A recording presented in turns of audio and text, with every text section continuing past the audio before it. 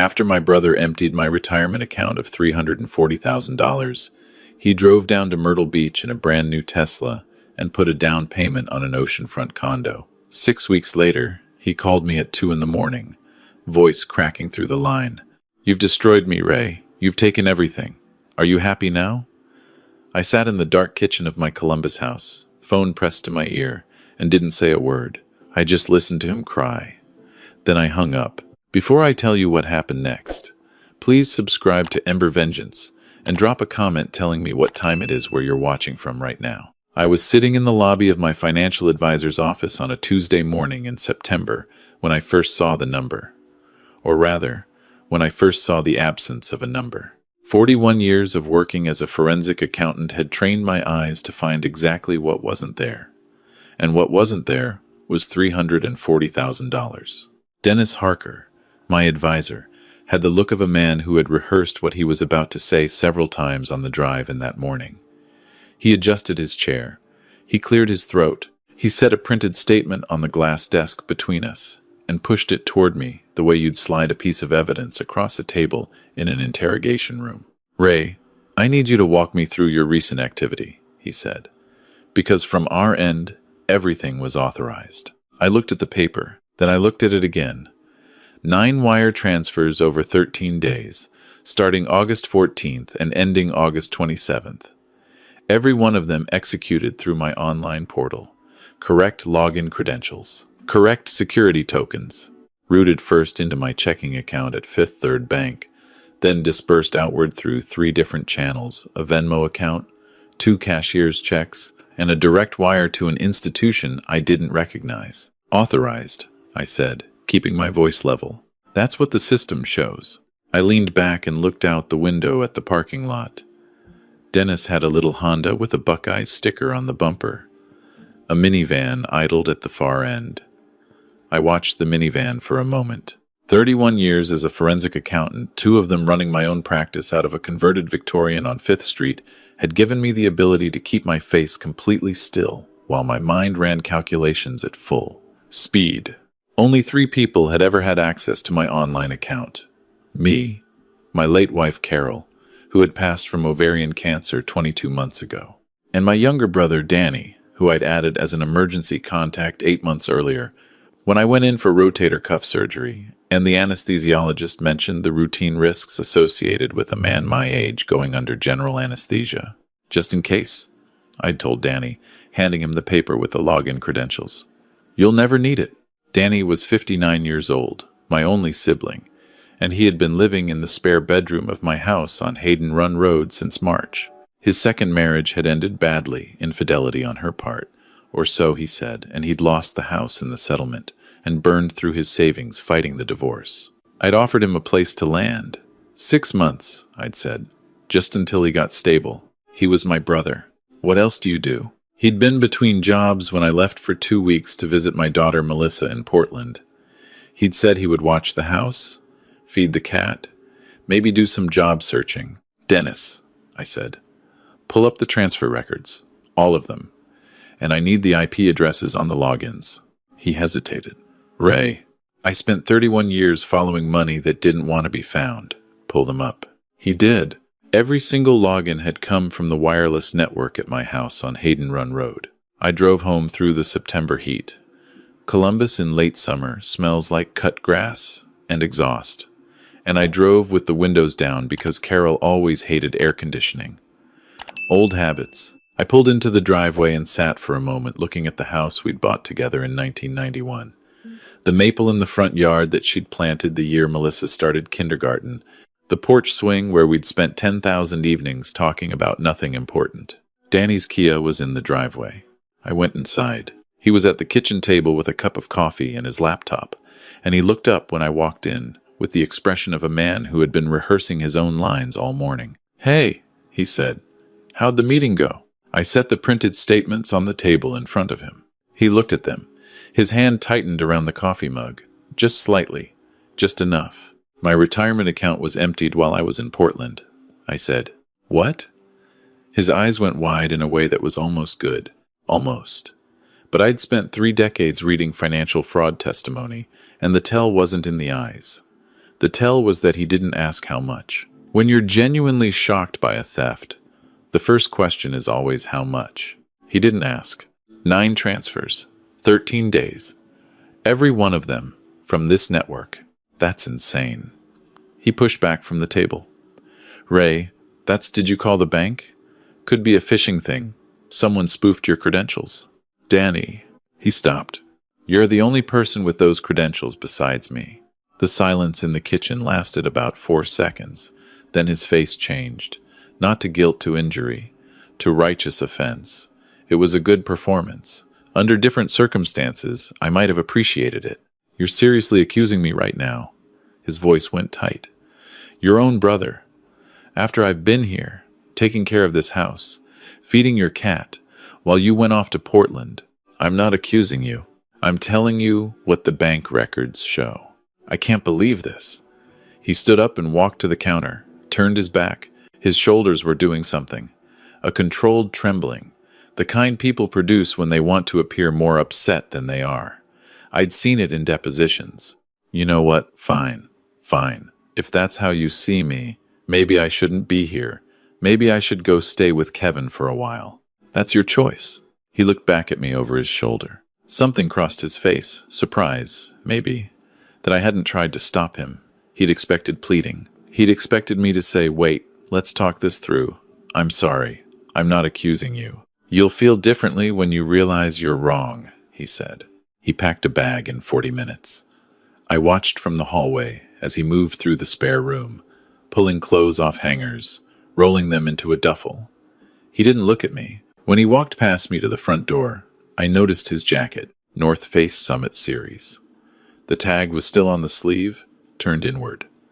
Retail on that jacket ran about $650. He hadn't owned a North Face anything when he moved in. He drove away. I went to the spare room and stood in it for a long time. The bed was made. Danny had always been particular about that. One decent habit out of many. But I looked at what else was there. New Beats headphones on the nightstand. A carry-on suitcase I didn't recognize. The hard-shell kind that cost $300. A receipt on the dresser that he'd forgotten to throw away Morton's Steakhouse. A dinner for two, $340. Dated August 22nd. Right in the middle of the 13-day transfer window. I photographed everything. Then I went to my home office, sat down at the desk where I had spent 31 years following money, and opened a spreadsheet. It took me 3 hours to build the initial timeline. August 14th through 27th. Danny, alone in the house. 9 transfers. $340,000 moved in increments, calculated to stay below the $50,000 threshold that triggers automatic bank alerts on consumer accounts. Not random amounts, calculated ones. Someone who knew how the system flagged transactions. He'd paid attention during all those years of listening to me talk about work at family dinners. I called the Columbus Police non-emergency line that evening. A detective named Paul Ingram arrived the next morning, early 40s, methodical. The kind of cop who wore plain clothes and took notes in a small spiral notebook rather than a tablet. He sat across from me at the kitchen table and listened without interrupting. When I finished, he set down his pen. Here's the problem, Mr. Kowalski. Your brother had authorized access. That's the foundational issue. From the bank's perspective, from a criminal prosecution standpoint, he had your permission to be in that account. For emergencies. Defined emergencies. I understand that's your intent, but intent isn't documented. There's no written agreement limiting the scope of that access. He picked the pen back up, turned it in his fingers. What I can tell you is that civil courts are where cases like this get resolved. The criminal threshold is beyond reasonable doubt, and with authorized access, we can't meet that bar. So he just takes $340,000 and walks. Ingram looked at me steadily. I said, criminal courts can't help you. I didn't say nothing can. He slid his card across the table. Document everything. Hire a good attorney. Financial fraud cases with this kind of paper trail, and you clearly know how to build a paper trail. Those cases get decided in civil court every day. And Mr. Kowalski, he paused. People who steal this cleanly usually spend it this sloppily. Give it a few weeks. He left. I went back to my office. 31 years in forensic accounting means you have a Rolodex, or in my case, a contacts list full of people most people don't need to know.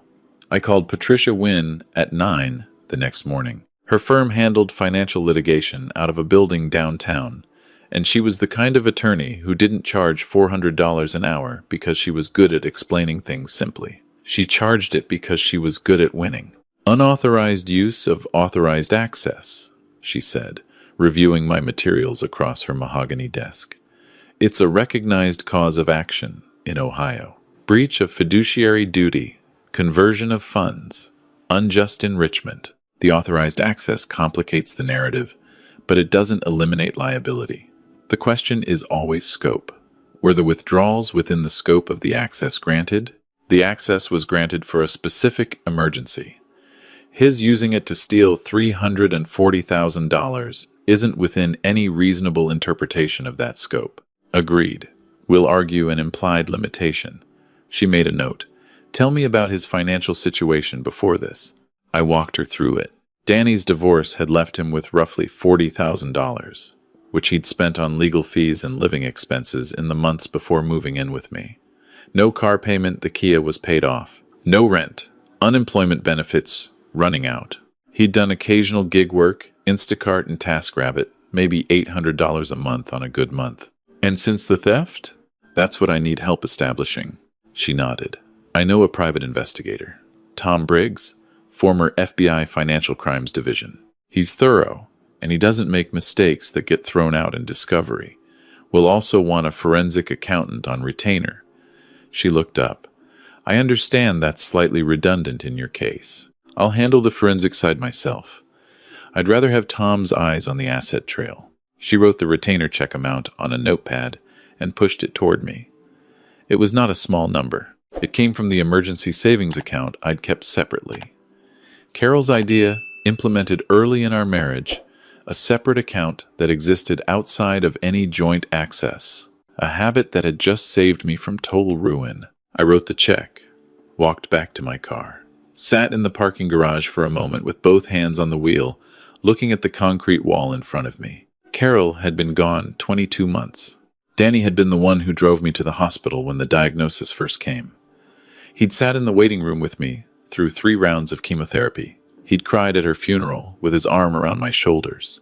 And then he'd waited 8 months for me to leave town, and he had taken everything she and I had spent 40 years building together.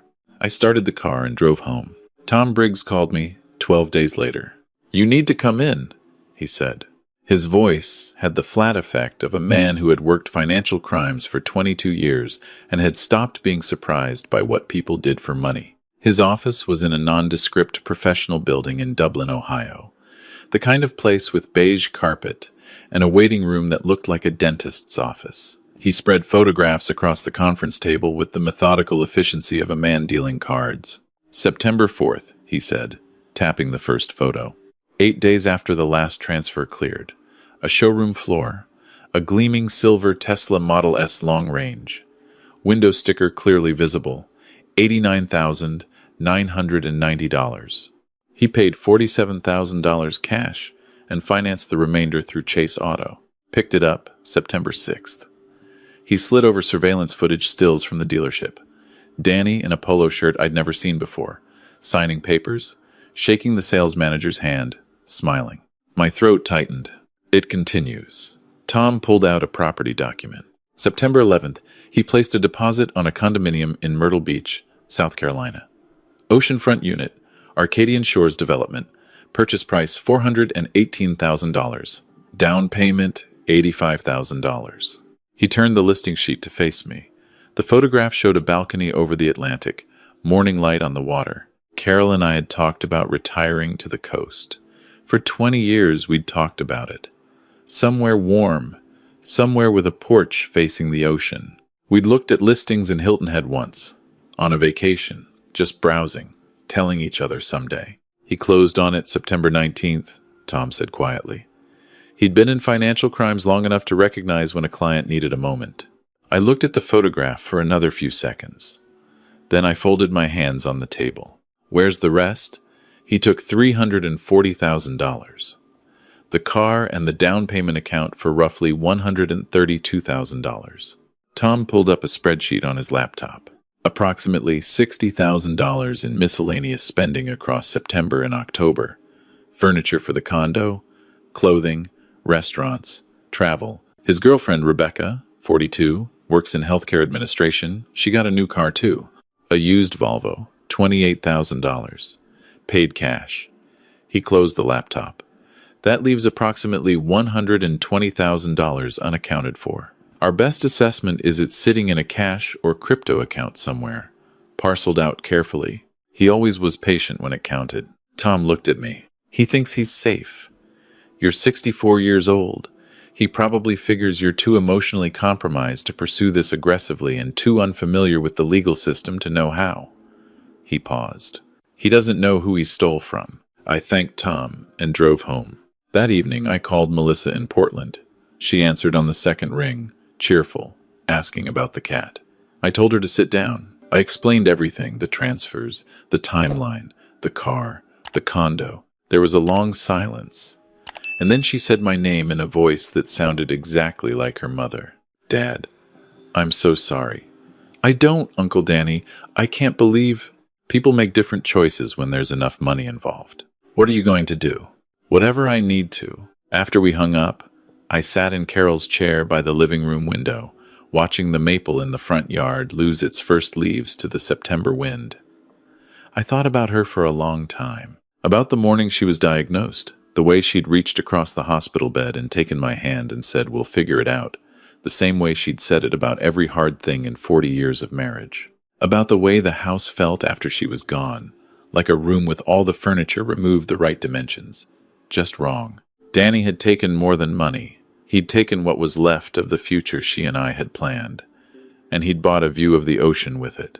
Patricia filed the civil lawsuit in mid-October. Statement of claim. Daniel Kowalski, defendant. Raymond Arthur Kowalski, plaintiff. Amount claimed. $340,000, plus statutory interest, consequential damages, and attorney's fees. Causes of action. Breach of fiduciary duty, conversion, unjust enrichment, and fraudulent misappropriation of authorized access. The process server found Danny at the Myrtle Beach condo on October 22nd. Tom's surveillance photos captured the moment Danny in shorts and a linen shirt, answering the door, face going the specific gray of someone watching their plan collapse. He called me that night from an unknown number. "You're suing me." His voice was different now. The injured brother performance was gone. What replaced it was something colder. Your own family, over a misunderstanding about what you authorized me to access. I'd been waiting for the misunderstanding argument. I never authorized you to take anything. I gave you emergency access in case I died on an operating table. That's not how I remember it. I remember you telling me the account was there for me to use if I needed it, to thank me for everything I'd done after Carol. His voice broke on her name, deliberately. I recognized the technique. Don't. I'm serious, Ray. You were in a bad place. You don't remember every conversation we had. I have texts. You have nothing, Danny, because it never happened. Silence. You need to drop this, he said, and his voice had changed again, gone flat and hard. Because if you don't, I'm going to tell everyone you've been confused since Carol died. I'll get documentation. I'll find doctors who'll testify. You're not competent. I'll make this so ugly for you. I hung up. He called back 4 times. I blocked the number. 2 days later, I sat down with Patricia in her office and told her about the threat. Competency defense, she said without surprise. It's the most common tactic in family financial fraud cases. They'll claim you authorized it and forgot, or that grief affected your judgment. She made a note. We'll get a proactive cognitive evaluation from a neurologist. That document becomes Exhibit 1. It closes that door before he opens it. I scheduled the evaluation for the following week. The neurologist, a dry, precise woman named Dr. Forrester, who seemed to find the whole situation mildly interesting, ran me through 3 hours of cognitive testing and issued a report that I read with the satisfaction of a man holding a very clean piece of documentation. No deficits. Superior recall. Fully intact executive function for a man of 64. In November, I made a phone call. I'm not a vindictive person. I want to be clear about that. 31 years in forensic accounting meant I understood tax law the way a surgeon understands anatomy, and what I understood was that when a man with no documented income source suddenly spends $132,000 in 60 days, the IRS finds that interesting. I wasn't manufacturing a problem for Danny. I was reporting one that already existed. The IRS Whistleblower Office online submission form asks for the taxpayer's name, the nature of the suspected violation, and supporting documentation. I provided all three. Daniel Thomas Kowalski. Suspected failure to report $340,000 in misappropriated funds as taxable income. Attached. Tom's full asset trail, time-stamped purchase records, and a professional analysis prepared by a former forensic accountant, me establishing the timeline with precision. I clicked Submit. Confirmation number on the screen. The holiday season arrived. My daughter flew in from Portland with her husband and my 2 grandchildren for Thanksgiving. We cooked in Carol's kitchen, the kids watched football, and for a few hours the house felt warm again in a way it hadn't since before the diagnosis. My grandson asked about Danny. How come Uncle Danny didn't come this year? And I told him Uncle Danny was living somewhere else now, which was true enough. Danny sent a card in December. I recognized his handwriting on the envelope. The card had a generic winter scene on the front, and inside he'd written, "Ray, I know you're angry. I hope someday you can hear my side of this. Family is more important than money. I hope you know that. Danny." I photographed the card for my files. Then I threw it away. Tom called in mid-January with news. "The IRS opened a formal examination," he said.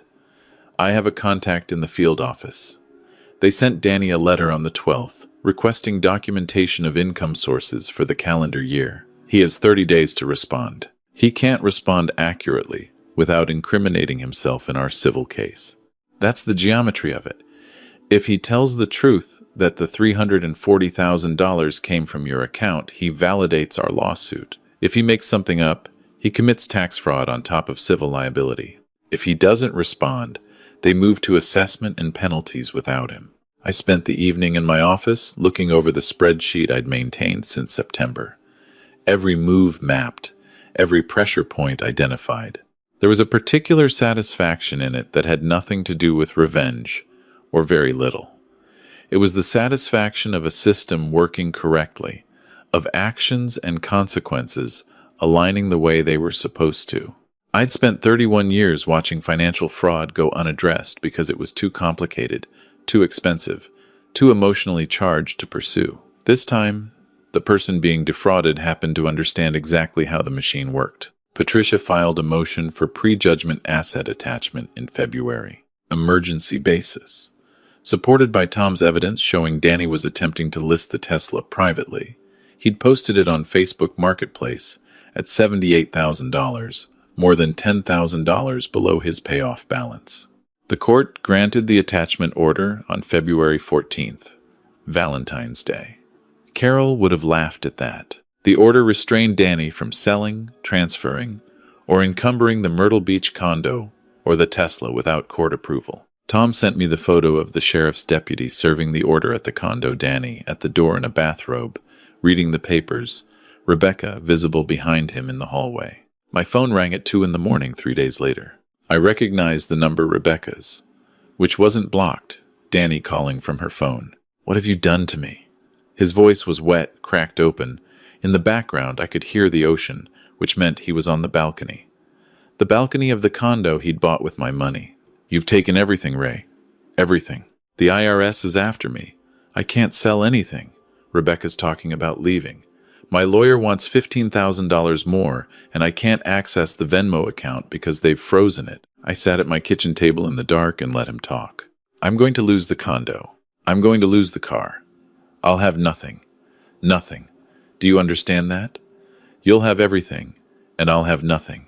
He was crying fully now. "I'm your brother. I took care of you when Carol was sick. I was there for you. Does that count for nothing?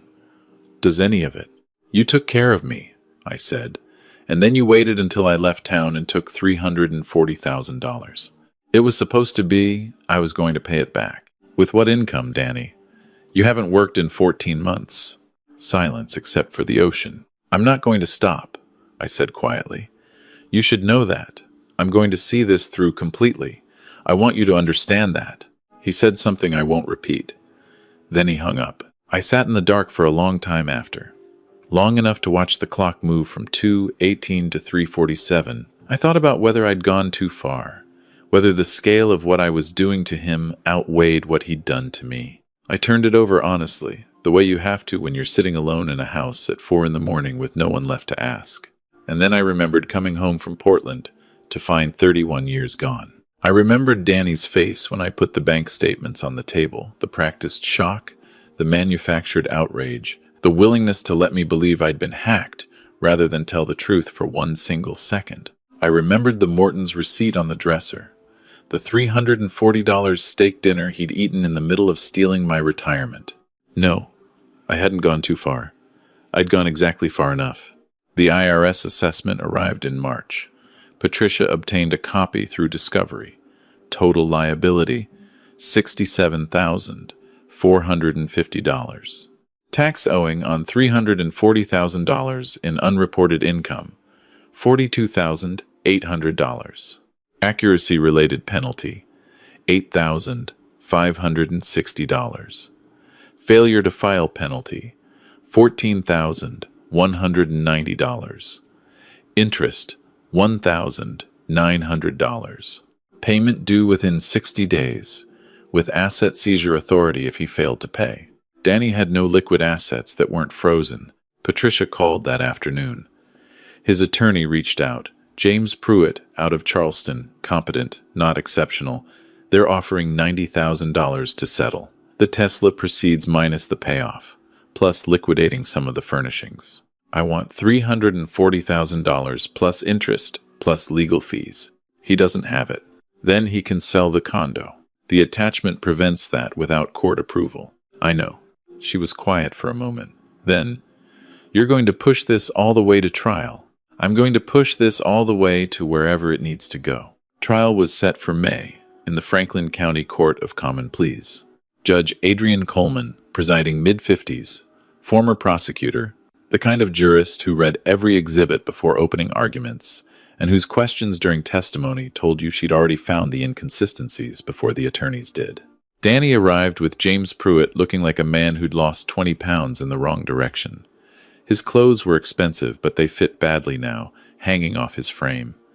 Rebecca wasn't with him. She'd left in March, moved back to Charlotte where her sister lived. Tom had confirmed that through his contacts. I sat with Patricia at the plaintiff's table, calm, prepared. I had the same feeling I used to get walking into a deposition when I already knew exactly where the money had gone, a particular stillness, the absence of uncertainty. Patricia presented our case in 2 days. The timeline was the foundation. Every login, every transfer, every IP address, Tom's full asset trail, the Tesla, the condo, the Volvo, the Morton's dinner, Dr. Forrester's cognitive evaluation, my professional analysis, establishing the pattern of the withdrawals, the deliberate staying below threshold structure, the calculated disbursement methodology. She called me to the stand first, to establish the original grant of access. Mr. Kowalski, can you describe the circumstances under which your brother received access to your financial accounts? I was having rotator cuff surgery in January of this year. I have no children living locally. My daughter is in Portland. My brother was living in my home. I provided him with login credentials in the event of a medical emergency, so he could access funds to manage any situation that arose if I was incapacitated. Was there any discussion of him using those funds for personal purposes? No. Any written agreement? No. It was a matter of trust. Patricia nodded. And were you, at any point during the period of August 14th through August 27th, in contact with your brother authorizing the withdrawals? No. I was in Portland with my daughter. I spoke with Danny once during that period, on August 19th, a brief phone call to check in. He told me everything was fine. Pruitt's cross-examination tried the competency angle, as expected. He asked about Carol's death, about whether grief had affected my memory. About whether I had a habit of making verbal agreements, I later forgot. He was professional about it, respectful, almost sympathetic. Patricia stood for redirect. Mr. Kowalski, you spent 31 years as a forensic accountant. In that profession, what is the standard protocol when a financial authorization is given verbally? You document it. Immediately. Verbal authorizations in financial contexts are treated as provisional at best. Any competent financial professional or anyone with legitimate access to someone else's money confirms verbal authorization in writing. Was there any written confirmation of the alleged authorization your brother claims you gave? No. Did your brother ever, at any point before or after the transfers, reference a prior verbal authorization in any text, email, or written communication? No. No further questions. Pruitt put Danny on the stand on the afternoon of the second day. He walked Danny through the story they'd built, the claimed conversation in the hospital the morning of the surgery, Ray allegedly telling him, if you ever need it, it's there for you, the caretaking services Danny had rendered during Carol's illness and after, the understanding they'd had as brothers. Danny was composed on direct. He'd practiced. He looked tired and sad and wronged, and he hit the emotional notes well. I watched him from the plaintiff's table and recognized the performance for what it was. Patricia stood for cross-examination.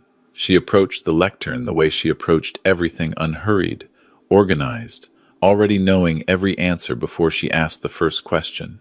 Mr. Kowalski, you've testified that your brother gave you verbal authorization to access his accounts as compensation for caretaking services. Is that correct? That's correct. You have a background in logistics management. Prior to your divorce, you were earning approximately $68,000 per year.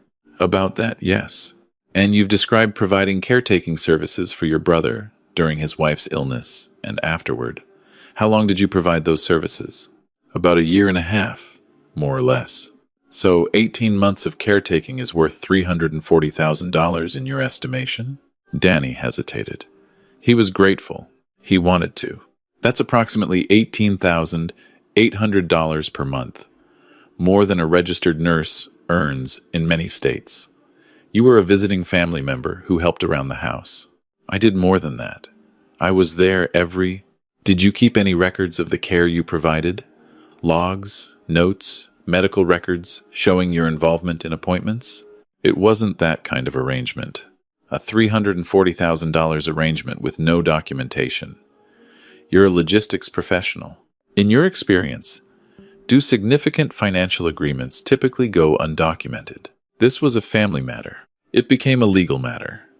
In preparation for this trial, you submitted an affidavit claiming your brother verbally authorized these withdrawals. Can you tell the court the specific date, location, and exact words of that alleged conversation? Danny shifted. It was in the hospital, before the surgery. He said, I don't remember the exact words. It was a casual. You're claiming a casual conversation, about $340,000. He said the account was there for me, that I should consider it appreciation for. Mr. Kowalski, Patricia's voice was even. In August, when your brother called you from Portland on the 19th, you told him everything was fine. The transfers had already begun 5 days earlier on the 14th. Why didn't you mention to him at that time that you were accessing funds he'd allegedly authorized you to access? Silence. If the access was legitimately authorized, why would you conceal it? I wasn't concealing anything. It didn't come up. It didn't come up. Patricia let that sit for a moment. You had a $340,000 transaction in progress with your brother's money, and it didn't come up when you spoke with him. I thought he already knew. How would he have known if you didn't tell him? Danny had no answer. Patricia walked back to the plaintiff's table, picked up a document, and returned.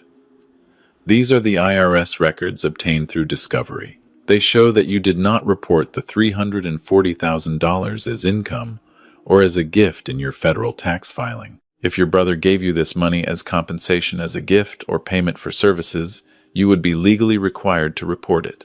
Why didn't you? I didn't know I had to. You didn't know that $340,000 in income or compensation needed to be reported to the IRS. I wasn't thinking about taxes. I was, Mr. Kowalski. Isn't the actual reason you didn't report it that you knew it wasn't a gift? That you knew it was your brother's retirement savings, taken without his knowledge while he was out of state, and that no legitimate characterization of that transaction would survive IRS scrutiny? Pruitt was on his feet. Objection. I'll withdraw the question, Patricia said. No further questions. Judge Coleman delivered her ruling on the morning of May 28th. I'll keep the legal language brief because the bottom line is what matters. She found Danny's testimony not credible. She found the claimed verbal authorization implausible given the lack of any contemporaneous documentation, the pattern of concealment, the structuring of the transfers. To avoid bank alerts, which she specifically noted required deliberate knowledge of banking threshold protocols, and the absence of any disclosure to the plaintiff during or after the transfer. End period.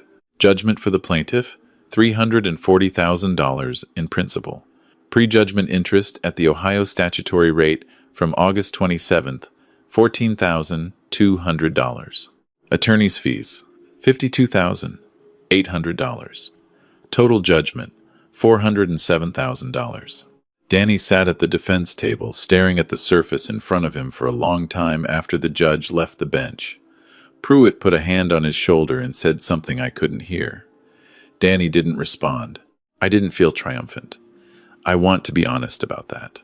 I felt something more like the sensation you get when a long calculation finally resolves a kind of structural satisfaction, clean and cold. Patricia leaned toward me. We can move immediately on the condo. Do it. The condo went to court-ordered auction on June 18th. The Arcadian Shores development in Myrtle Beach, Oceanfront, 3rd floor, the balcony where Danny had called me crying at 2 in the morning. Bidding opened at $280,000. It climbed. $305,000. $330,000. $355,000. $375,000. I raised my paddle at $390,000. Danny was present, required to be by the court. He was sitting against the far wall, and when he saw my paddle, when he understood what was happening, his face did something I haven't fully found words for.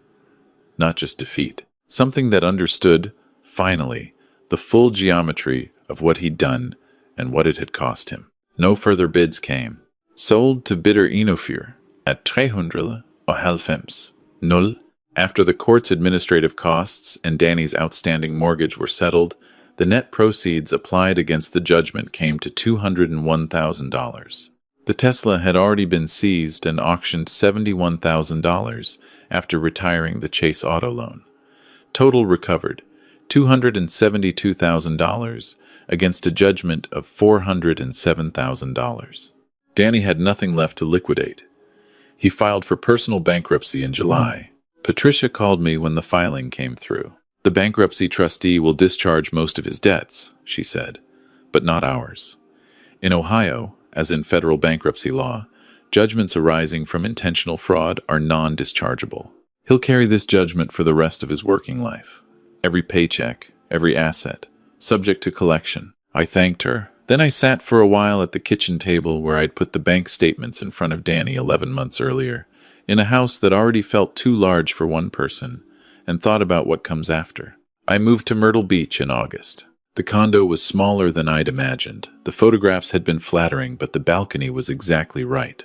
A long rectangle facing east, 4 stories above the sand, and in the mornings the Atlantic came in gold and gray, depending on the weather. I kept Carol's photograph on the shelf above the kitchen window, where it would catch the morning light.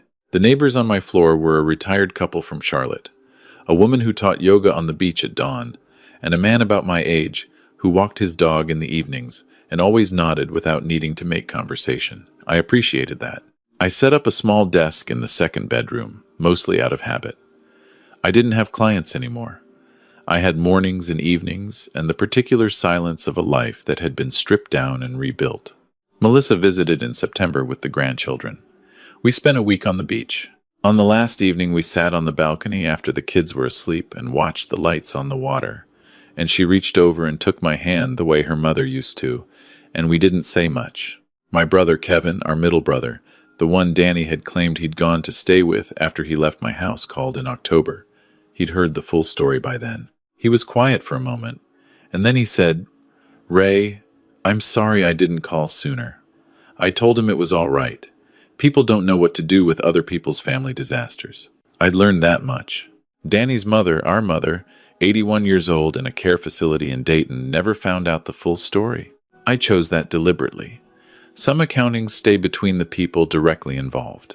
On the first anniversary of discovering the transfers, I was sitting on the balcony in the early morning with a coffee, watching a container ship move slowly through the offshore channel. My phone buzzed. Unknown number. I almost let it go to voicemail. I answered, "Ray."